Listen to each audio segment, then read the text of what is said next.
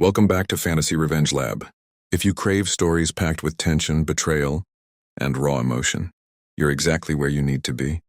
Today's story will stay with you long after it ends, so grab your popcorn, hit that subscribe button, and let's dive into the fire.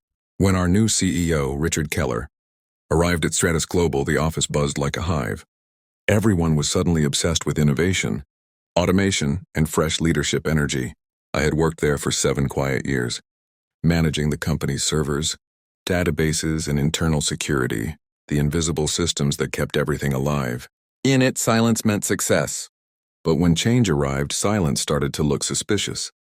My director, Daniel Reeves, thrived on noise. Always in tailored suits, always in the spotlight, and always first to speak. The day Keller joined, Daniel saw his chance to rise higher. During the first executive meeting, he said with that polished smile, "Grace is great with the old systems, but we're shifting to cloud-native infrastructure. We need people ready for transformation."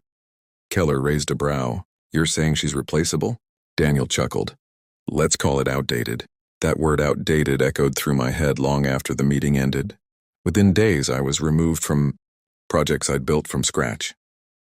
My admin access was under review.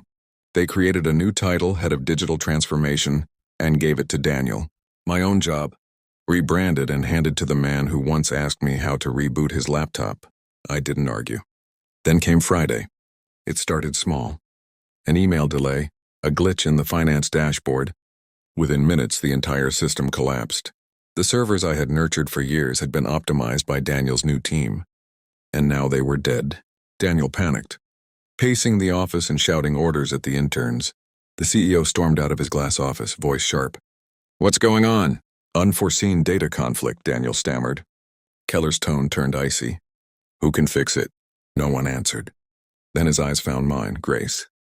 Daniel quickly cut in. "She doesn't have clearance anymore." Keller didn't blink. "Then give her clearance." The office went silent. Minutes later, I was back at my console, fingers flying. I typed command after command, restoring corrupted clusters, rerouting security tunnels, rebuilding from clean backups I'd quietly stored months ago. For 3 hours, I worked while everyone watched, and then everything came back online. Emails flowed, systems stabilized. The heartbeat of Stratus Global returned. Keller approached, calm but firm. "You brought us back." I finally looked up. I never left. That evening, he called me into his office. Sunlight spilled through the blinds as he said, "Seems your systems weren't so outdated after all." I smiled faintly. Good systems never are. They just need people who understand them. On Monday, a company-wide memo appeared.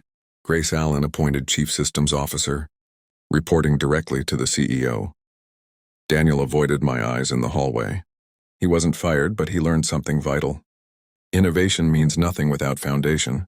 As for me, I went back to my desk. The servers hummed quietly in the background, steady and loyal. Thank you for watching. Subscribe.